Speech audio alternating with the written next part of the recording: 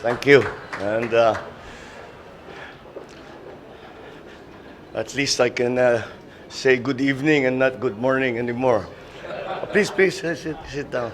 I'd like to greet the cabinet members that are here, the members of the business delegation, members of the media, ladies and gentlemen, good evening.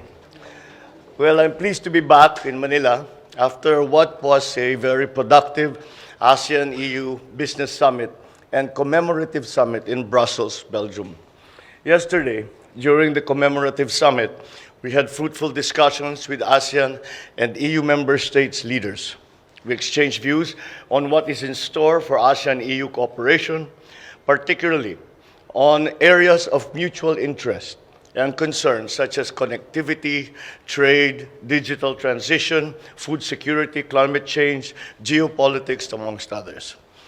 I was honored to deliver one of the opening remarks during the Commemorative Summit, in which I was proud to note the recent milestones in ASEAN-EU relations under the Philippines coordinatorship, the adoption of the ASEAN-EU Plan of Action for 2023 to 2027, and the successful conclusion of the first ever summit between ASEAN and EU leaders.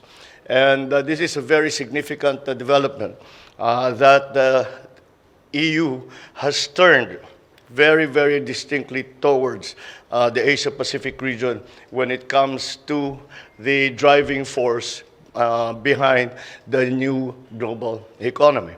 And this is not really surprising, considering that in terms of geopolitical agrupations, the EU and the ASEAN are two of the most active, best organized, and cohesive organizations in the world.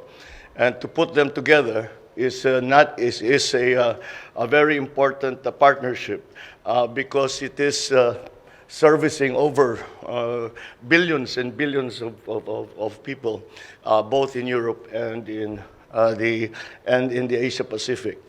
I also welcome the adoption of the Joint Leaders Statement at the ASEAN-EU Commemorative Summit, which is the product of intensive discussions between ASEAN and EU member states. At the 10th ASEAN-EU Business Summit, I shared the Philippines' perspective on deepening ASEAN-EU trade through efforts in sustainable development, which is the theme of the Business Summit spearheaded by the ASEAN-EU Business Council. The ASEAN-EU Business Council has a pivotal role to play in advancing ASEAN's regional economic integration and post-pandemic economic recovery efforts through its various initiatives and valuable recommendations, which have been very useful in terms of prioritizing areas and initiatives for ASEAN's regional economic integration. I also met with several business leaders from different European companies through the week, all of them committed to be part of our development and our economic growth, particularly in renewable energy, infrastructure, food security, climate change initiatives. With European technology and innovation, with Filipino talent and ingenuity and industry, we will be working on addressing some of our key economic challenges. I am happy to be able to announce that I have met with various leading ship owners all over Europe, and we were able to get their commitment to help our country hurdle some of the challenges in our seafarers' EMSA accreditation through the creation of an advisory council composed of our concerned government agencies, international and local ship owners, and other stakeholders.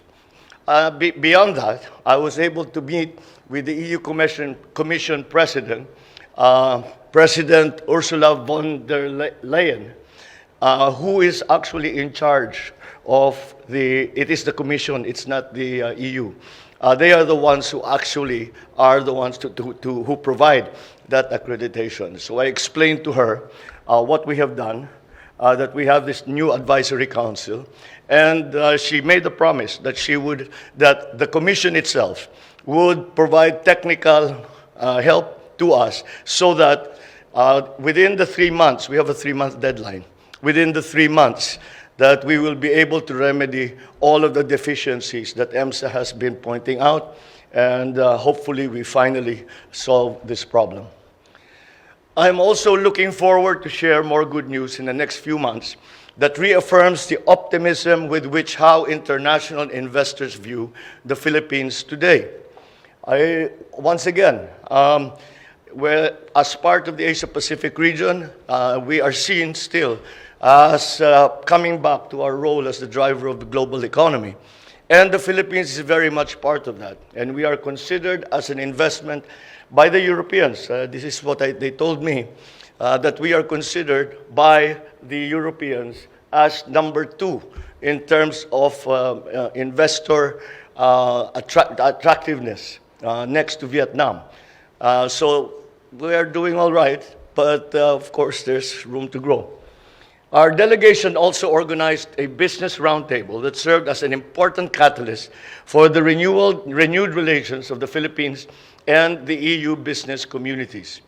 I was joined by the economic managers and other cabinet members where I announced our recent game-changing laws that aim to transform our business environment significantly in favor of investors and support for inward foreign direct investments. I'm also pleased to announce that European business confidence in the Philippines is high, as evidenced by the expansion plans of European companies that we met in the sectors of fast-moving consumer goods, in shipbuilding, renewable energy, and green metals. An estimated investment pledge of around 9.8 billion pesos has been received. I was also able to call on the King of Belgium, who fondly recalls his visit to the Philippines many years ago, and I invited His Majesty to visit the Philippines again. I also held bilateral meetings with my counterparts from the European Council, the European Commission, Estonia, Sweden, Czech Republic, the Netherlands, and Spain, with whom I identified many possible areas of further development and future partnerships. We will follow these up until they come to fruition. Finally, my trip would not be complete without meeting, of course, our fellow Filipinos who are living in Belgium. However, it was not just limited to Belgium, as many came from as far as Italy, Poland, Germany, and Belgium to be with us at the gathering. It was a very fulfilling event, as I was able to personally thank them for their support. I was also able to hear their concerns and update them on the priorities of this administration. As a final note, I am delighted that my first visit to Europe, in Brussels in particular, which has the seals of the European Commission, the Council of the European Union, and the European Council, is a successful one. And I can see how the outcomes of this visit will generate opportunities for the benefit of the Filipino people. Ang naging downside lang ay nakakahiya yung presidente niyo dahil nung nagsasalita ako, papiyak-piyak ako na gano'n. Pero naintindihan naman daw nila. Sabi ko nang sorry na lang dahil yung mga winter ninyo hindi bagay sa Pilipino yan. Kaya ako nagkaganto. But anyway, besides that, I feel that we have laid much groundwork on which fertile groundwork on which we can plant the seeds of these new partnerships that we have spoken about with our friends and our partners in Europe. Maraming salamat po. Magandang gabi po sa inyo lahat. Mabuhay ang Pilipinas.